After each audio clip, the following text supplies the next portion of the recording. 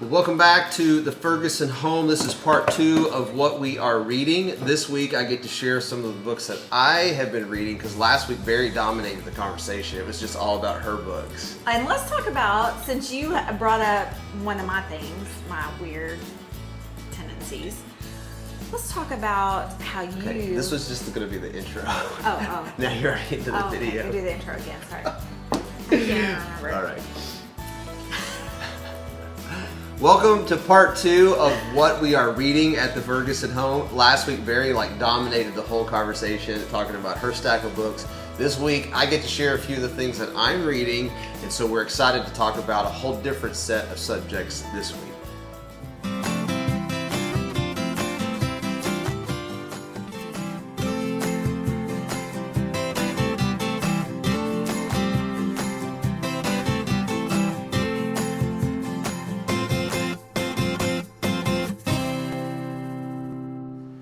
Well, welcome back to the Ferguson home, and if you like these videos or these discussions, we'd love for you to subscribe to our channel, so don't forget to hit the subscribe button and let us know what you think in the comment section. This week we're going to be talking about what I'm reading, which is kind of a hard thing for me to narrow it down to 3 books because I was giving you a hard time last week. Why is it hard? Oh, is it because of your book allowance and that you just get a lot of books? I knew you were going to go here. I knew you were just going to work out your bitterness on the video in front of everybody else. Let's talk about this book allowance. Okay, so as a pastor, I get a monthly book allowance because it's part of my job that I need to have books and resources to read for my ministry. And Barry just doesn't understand why she doesn't have a book allowance. This is my push. Any City View elders that are watching this. Listen, let's be honest. You do have a book allowance. It's just called our monthly budget. I also try to put books in the cart, just hoping that he'll feel generous and be like, I won't spend all my book allowance on me. That's right. I was like, did I put this book in there? I don't know. Never happens. No, so let's talk about a few books that I've been reading, and like we said, I like to read and have read a lot of stuff, but just here's a few that I would recommend that kind of shape some of the things that I've been working on right now. The first is called Shame Interrupted by Ed Welch, and I'm doing a series at church right now at City View called Freedom from Guilt and Shame. And I felt like I had a pretty good understanding of what the Bible had to say about guilt. I felt like I went into the series not really understanding very well what the Bible had to say about shame. And so Ed Welch's book has been very, very helpful. He comes from a Christian counseling background, and so it's not just an academic book. It's very pastoral, and like here's how this actually impacts people, which is also very important to me.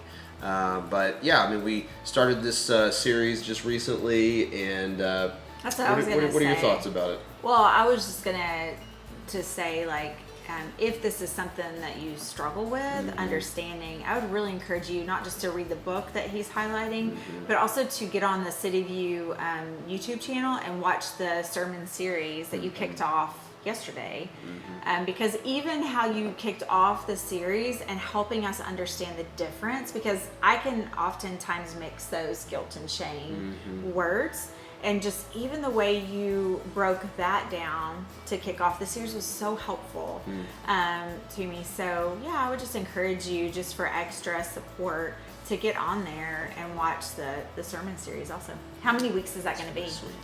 Yeah, all 4 weeks of September we'll be talking about that. So I'm not sure when we'll release this video or you're watching this video, but maybe that all of them are up by that point. But yeah, I encourage you to go to cityviewbible.org, and under the resource tab we've got our sermons, or you can go to the City View Bible Church YouTube page, and we always have the sermon videos there. But Dr. Welch's book has really helped me, along with several other books, just kind of get my arms around why we experience shame and how powerful it is in our lives, and how do we find freedom in Christ. And the different types of shame. Different types of shame. And where they come from, It's really been helpful. Yeah. So I would recommend that book to you. The second book that I would say has really helped me in the last few months is a book called The New Reformation by Shai Linne. If you have followed my ministry at all over the last 5 or 6 years, you know I've talked a lot about race and racial justice and a biblical view of ethnicity and the multi-ethnic church and kingdom diversity and all of these ideas. And so I've been reading, I I've probably read 50 books in this space in the last 5 or 6 years. It's an area of... And so, yeah, highlight that again, the last 5 or 6 years. So it has not been just in the recent cultural narrative that's going on. Like, this has been a passion that God has given you and on your heart for a long time. For a long time, that's right. And I read a lot of history. Yeah. And so I read a lot of kind of the history of the United States and kind of how race and racial injustice has shaped our country's history and kind of the world we live in today, and also just a lot of what the Bible has to say about this subject. So Shai Linne's book, The New Reformation, is a relatively recent book. I think it came out this year in 2021, published by Moody Press, which is a evangelical publishing house, and it is just excellent. Shai Linne is a Christian hip-hop artist. And the reason I like the book so much is, to me, he just strikes the perfect balance of being very honest about his experiences as a black man, a black Christian man in America, and what that has felt like and been like and what he's walked through. And I just think every person should read that account and kind of understand his perspective and his experience. And the second reason I love the book is it is so deeply biblical and theological. It's just so solid about what he's saying about God's view of this subject of ethnicity. And the tagline of the New Reformation is finding hope in the fight for ethnic unity. And I just love that. And so there's not a lot of books in that space that I would wholeheartedly recommend, but that's one of them. I just love a theologically sound rapper. Oh yeah, for sure. I mean, is that not the best? That's so good, so good. Yeah, and it's just a wonderful read. Third book is Embodied by Dr. Preston Sprinkle, and Dr. Sprinkle's ministry is out of Boise, Idaho, and he has a whole publishing ministry, podcast ministry, speaking ministry, where he talks about issues of sexuality, gender, and the Bible. And this is his most recent book, and it's on transgender issues and transgender identities and what the Bible has to say about that.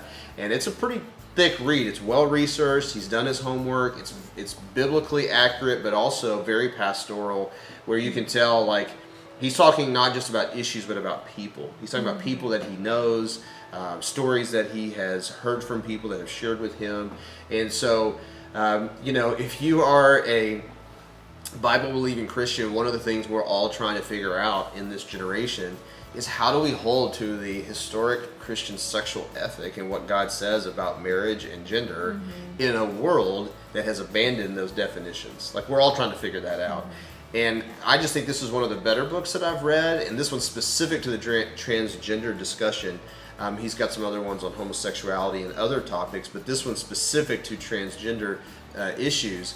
And we're getting ready as a church in January to do some teaching on this, not just from the pulpit, but with student ministry, and to equip parents and how to have these conversations. And so, his book's been one of the ones that has really helped me the most. And that's what I was gonna say. Like, it hasn't just helped you prepare for that series. But I've seen it play out where it's been helpful in our home, because if you're a parent of a middle schooler or a high schooler, you're having these conversations. And if you're not, then ask your teenager, because they're confronted with it. Like our middle schooler, she was still in 7th grade and went to a meeting, and the first question was, "Hey, as we go around, tell which pronoun that you want to be referred to by." So this is something they are confronted with all the time. And so it's really good to study, read this book, listen to the series when it launches in January, so that you can help your students process this. Yeah, for sure. So those are 3 books and kind of 3 subjects that I've been reading on, thinking about this year. Those are all over the place. All over the place. Mine are like one topic, education. It's all over the place. For sure. So, I like to read widely. And I think one of the things that Barry and I would like to say, kind of in summarizing these 2 videos that we've put together, is we don't agree 100% with everything that we read. There are things we take issue with or disagree with as we read, but we want to read people that we maybe don't share convictions with, or that have a different perspective than us. We want to be pushed and challenged in those things. We find that very valuable. Can our convictions, can our the things we articulate, can they stand up under the push from different authors and speakers and perspectives and things that are coming at us. And so that's important. I think I would encourage you, make sure that you're not just reading one author or one line of thought. Make sure you're reading different positions so that you can best form your convictions in a way that will hold up in the world that we live in. So that's really important. Yeah, and I'm always taking it back to parenting, but that's so important too, so you can have really good dialogue with your child, especially as we have one who's will be at college this time next year, and they're gonna encounter lots of different views than what they were taught at home, and we don't want them to be scared of that, or for everything to crash, where when they hear a different perspective, like, what, that's out there. We want to talk about those different perspectives around the table. So I love how you said it, so that our convictions and their convictions, they see that can hold up. Yeah. We don't have to be afraid. Yes. So I just always, I'm telling people that, it's so easy to your Facebook feed to just be people who agree with you, or your network, your closest friends, just be people who totally agree with you. And I just think that's kind of sad, because everywhere we look, God's creation is so unique and diverse. And I laugh about this, but if I go to McDonald's and I ask for the kids, what cheeseburgers or burgers do you want? I have one that's like hamburger pickles only, one with ketchup only, one plain, all different kinds of, just for that one burger.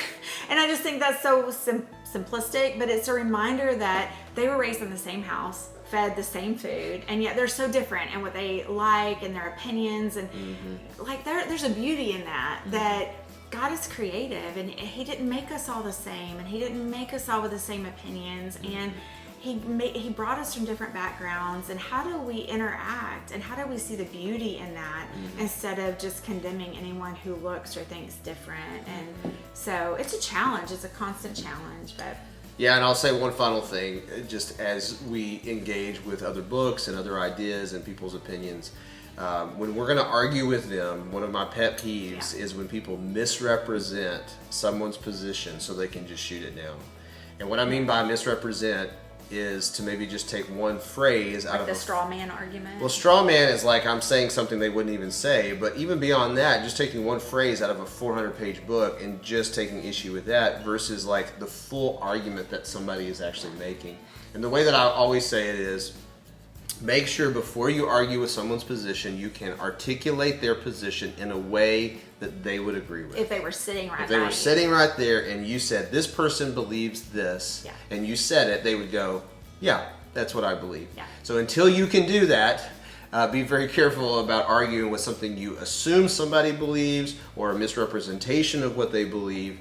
And so we want to believe the best of others, because we want them to do that with us. We want them to take our positions seriously and to represent our positions fairly. Do that with your pastors too. Keith can preach where people know they know what he believes, but he can say one thing, and man, that can send people off the. So anyway, that's our encouragement to you. And we hope these videos and what we've been reading have been helpful to you. What have you been reading? Let us know what's challenging Please, I need to know what to order. Your thoughts. We'd love to hear from you. Leave your comments in the comment section. Yeah. And we will talk to you soon.